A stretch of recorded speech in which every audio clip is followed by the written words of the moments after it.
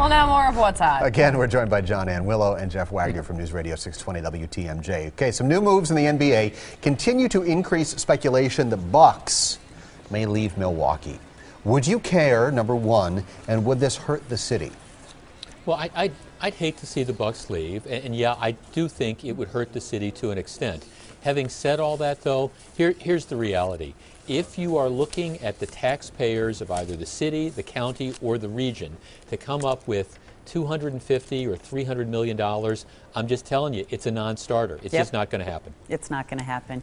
And the economic impact over time would, of course, equal that, but that money's not going back into taxpayer pockets.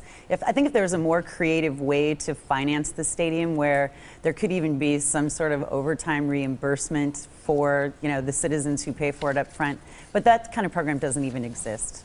Yeah, and look, it is unfortunate, but I mean, I will tell you, I was in the middle of the whole Miller Park dispute. I still have these psychological scars from that. Oh God, and I know. that was, and that was County Stadium that candidly was falling apart. County Stadium, the last couple of years, I'm surprised OSHA didn't close it down. The Bradley Center is still functional. Now, I understand it's not state of the art. It's not state of the art, right? It doesn't have, as many close-in seats that you can charge $400 for. It doesn't have a second row of sky boxes and things like that.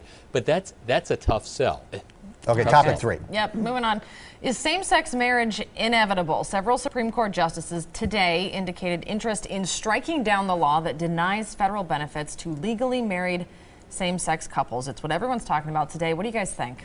I think that Justice Kennedy is going to end up, of course, being the swing vote once again, and where the 4 liberal members of the court have taken it on as a human rights issue, he is taking it on as a state rights issue, and they have indicated that they're willing to come his way. They're going to wait as long as they can to make that decision, but I think it'll go that way. And when it goes that way, it could actually end up potentially being a bigger setback for gay marriage overall, because it will put all of the power in the hands of the state and not strike down a ban on same-sex marriage as unconstitutional itself. I think you can go broke on trying to predict what the Supreme Court's going to do based on what questions are. I mean, remember, with the questions they were asked when we were debating the Affordable Health Care Act, everybody thought there was no way they're going to uphold it. So it's kind of a tricky game here.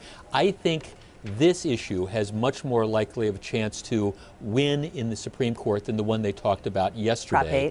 I think this is much more likely to, but I'm not going to make any predictions one way or the other. And this is one of those rare opportunities where we have back-to-back days of cases that do have some similarity to each other. And based on yesterday's questions from the justices and